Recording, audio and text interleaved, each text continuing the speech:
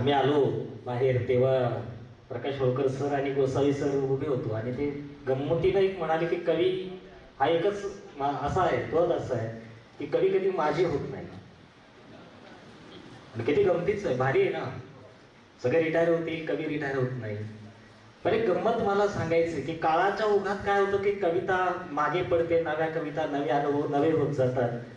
दिगंबरचं तसं काहीतरी झालंय, कारण आमच्या काळात लिहिणारा दिगंबर म्हणजे आम्ही एम एला सगळे बरोबरच होतो आणि खरंच साधाच आहे, खूप साधा मित्र आहे तो आमचा.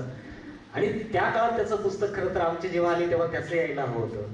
मला वाटतं जर वागचौरे साहेब आणि त्यांच्या मित्रांनी प्रयत्न केले नसते तर दिगंबरचं पुस्तक अजून आलं नसतं. फार लाजाळू आहे, यांनी सगळ्यांनी मित्रांमुळे ते पुस्तक आज येत आहे, हे फार महत्वाचं आहे. दिगंबरची कविता ही ग्रामीण बाजाची कविता आहे, कितीतरी बोली भाषेतले शब्द त्याच्या कवितेमध्ये आहे जे आपल्याला आज ऐकायला भेटत नाही. म्हणजे पुढच्या पिढ्यांना विचारतील हे काय बाबा, म्हणजे आपला काळ आता गेला, आता नवीन काळामध्ये नवीन कविता. आता होळकर सरांचा एक काळ होता, अलीकडे फेसबुक उघडलं की तुमचे नागेश होळकर येतात पुढे, तोंड कवी, तोंड म्युझिक आणले त्यांनी नवीन. म्हणजे कवितेची वाट लावण्याचे दिवस अलीकडे सुरू झाले. पण जी अस्सल ग्रामीण कविता आहे, मातीतली कविता आहे, ती दिगंबरने लिहिली आहे, ती आमच्या पिढीने लिहिलेली आहे. अप्रतिम अशी कविता आहे.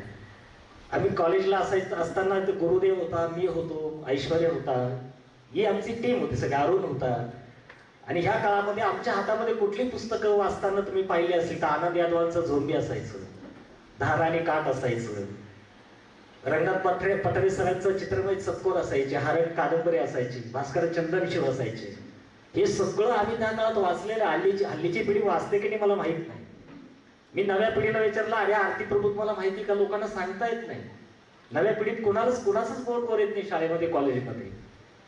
ज्या कुणाच्या खांद्यावर कुणाचं ओझं, ही सुंदर गाणं ज्या माणसानं आपल्या मराठीला दिलं, जे रस्त्यावरची भगवद्गीता विकत त्यांनी घेतली आणि घरी गेले, आईच्या हातामध्ये दिली. आई म्हणाली, अरे चिंतू, एक भगवद्गीता घरी असताना कशाला घेऊन आलास?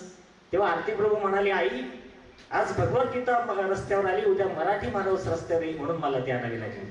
अशा लोकांची नावं का विसरत चाललंय याचं दुःख आहे. आणि आमच्या काळातली जगण्याची कविता दिगंबरने लिहिलेली आहे, अस्सल ग्रामीण कविता आहे.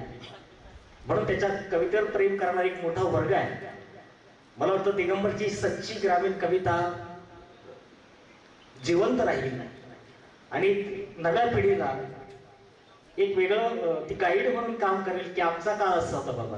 मागे प्रवीण जोंधळ्यांच्या ऑफिसला मी बसलो होतो, जेवणाची सुट्टी झाली होती आणि तिथे काहीतरी फॅशन डिझाईनचे क्लासेस चालू होते. त्या एक मॅडम होत्या, मुली आल्या, त्या टेबलला जेवायला बसल्या. तेवढ्यात एक मुलगी म्हणाली, ते कोथिंबीरचं झाड केवढं मोठं असेल ना म्हणे, चिंचेच्या झाडासारखं.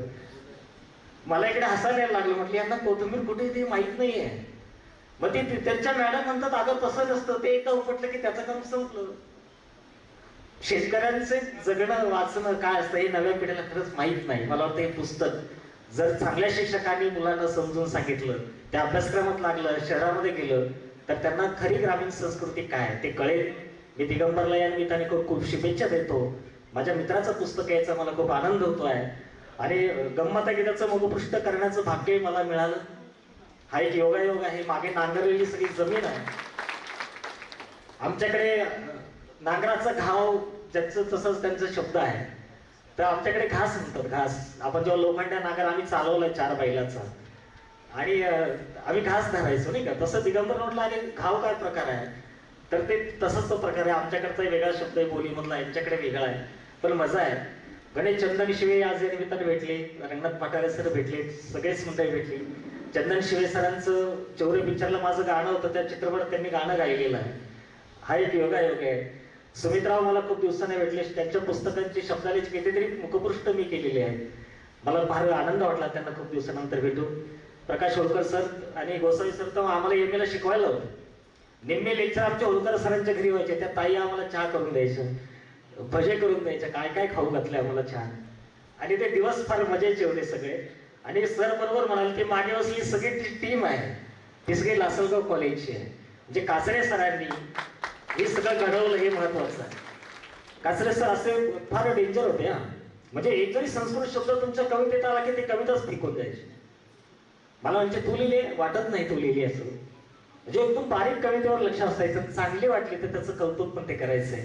मला वाटतं तुम्ही असं छान झापलं नसतं, कौतुक केलं नसतं तर तुमच्या पिढीमध्ये हे सगळे कवी घडले नसते. त्याच्यामुळे तुम्हाला भेटून आज फार बरं वाटलं. धन्यवाद.